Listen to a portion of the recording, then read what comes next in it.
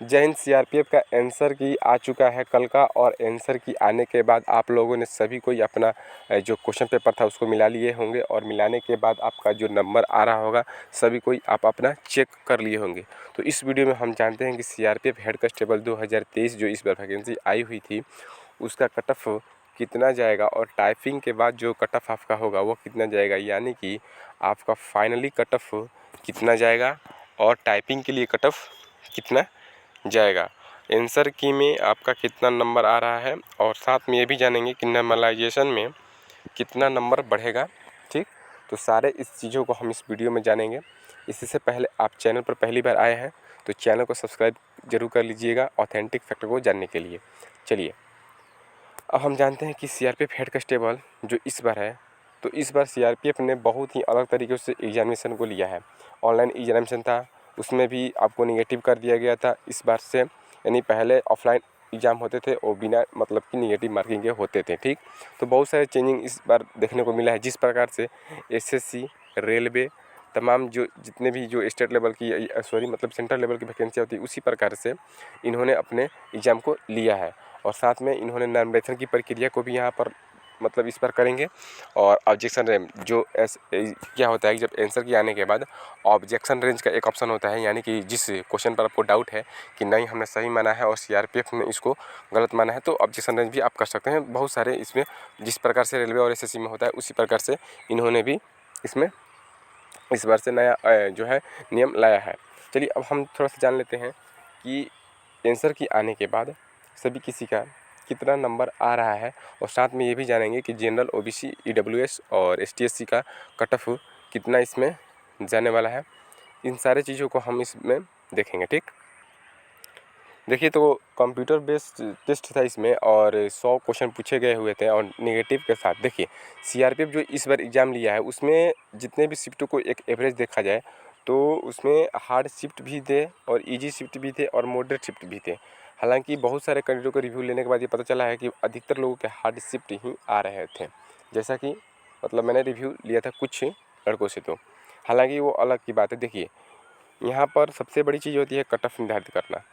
ठीक, तो cut off बहुत सारे फैक्टर पर निर्धारित होते हैं कि मान लीजिए कि एक तो नॉर्मलाइजेशन बहुत बड़ी प्रक्रिया है, दूसरी बात कि किस प्रकार का आपका क्वेश्चन लेवल रखा गया था। ठीक, उस पर भी आपको डिपेंड करता है।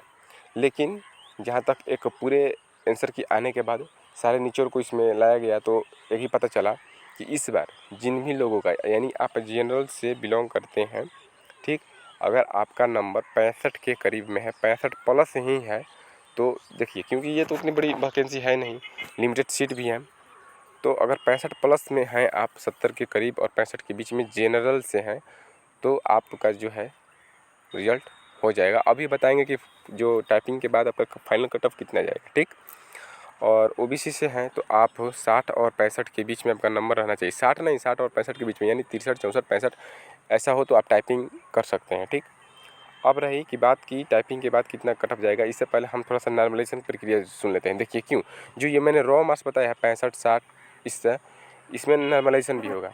अगर आपका मान लीजिए नंबर 65 है तो ये नॉर्मलाइज होकर के 70 भी हो सकता है, 72 भी हो सकता है और 76 भी हो सकता है। ये डिपेंड करता है कि किस प्रकार का आपका शिफ्ट था।